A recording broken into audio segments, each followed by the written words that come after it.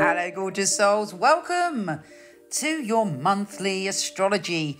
This August makes us get in that time machine and go back to situations in the past. It's time to reflect, review, and think about the changes that you can make that potentially you could have made when we had the first full moon in Aquarius. Because there's the second blue moon in Aquarius, which is going to bring about some form of completion for us. There is so much going on and a lot of magic to be had, as well as us focusing on our health and well-being, taking care of the details. That is the magic of August. Here's your monthly astrology.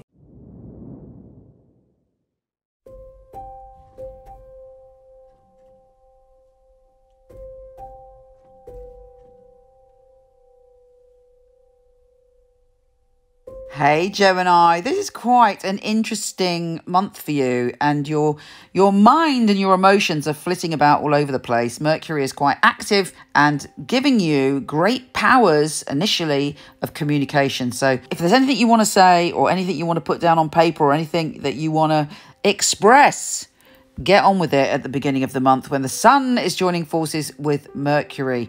So you're like, yeah, you're quite excited about life, lots of interesting conversations.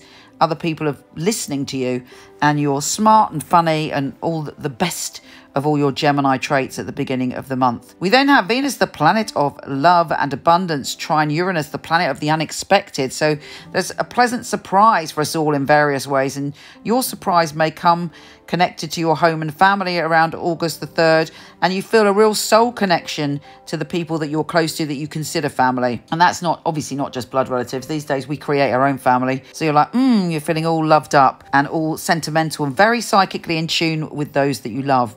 The new moon is also in your communication zone. This could be a brand new era for you, and taking your communication skills, taking the way that you write, the way that you think, taking all of anything to do with communication, including, because obviously thinking is about communicating, it's the way you communicate with yourself. It's a new start and you're taking it to the next level. So what do you need to ditch? Are there any ways that you communicate that you need to let go of? Is there anything that you're frustrated by in the way that you communicate? Let it go, let it go, let it go. And move on to this brand new start where you should have an abundance of ideas and feel very inspired, and also some pretty interesting conversations. Venus is trine Pluto as well. You're fearlessly going through changes and a deep transformation that you're not scared of. It's like you realize that you have to go in deep into yourself and face things that maybe in the past you didn't want to face. Could be to do with home and family, and you come out triumphant. There could also be the possibility that somebody is gifting you some money or some abundance in one way or the other, and you feel quite pleased about that. Mercury is shifting signs because Mercury is literally on the move this month and going into your home and family zone, and that's where you are.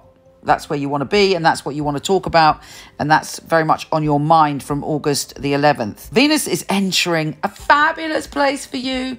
That's optimism and creativity and love and playfulness and just feeling great from August the 16th. It's very positive for love relationships, but equally it's positive for creativity. It's great if you've got kids. It brings about a lot of laughter and joy and magic to that area. With Mercury and Mars joining forces, you're having probably a pretty passionate conversation around your home or family or both around the 19th. And then if you include the moon also on the 19th, we have a grand earth trine where you're thinking about your power and you're thinking about how you potentially integrate your intuition and your emotions when it comes to being in your power. How good you are at being in touch with your emotions. I know a lot of Geminis tend to overthink, and Gemini rising, and find it difficult to feel, so sometimes the emotions come out all at once. You will be earthing and grounding your emotions in around the 19th. We also have Uranus going retrograde, along with, all the other outer planets are retrograde as well.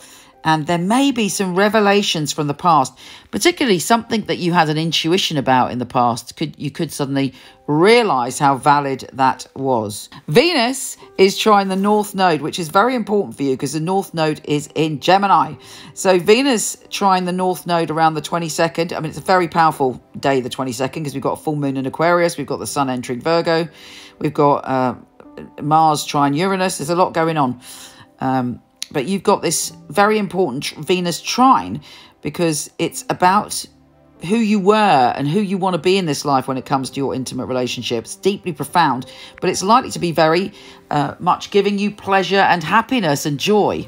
So make sure around the 22nd that you're fully in tune what's going on, because you're opening up to adventure. You're opening up to understanding what you need from your home and family. You're opening up to all sorts of experiences, and something truly magical could happen on that day. We also have, to finish the month, Mercury entering again your pleasure zone. So there is a shed load of happiness, inspiration and optimism. But again, I would say the most important day of the month is around the 22nd. Check where the full moon is for you on that day, because all sorts of information is breaking through. Take care, gorgeous, and I'll speak to you soon. Don't forget to come visit me on Instagram at Michele Knight, Michele with 1 L, and on Facebook, where I do lots of lives, and you may even get a live tarot reading from me individually. Michele Knight, astrologer, and of course my website michelleknight.com if you want a reading with one of my fabulous psychics. So much love to you.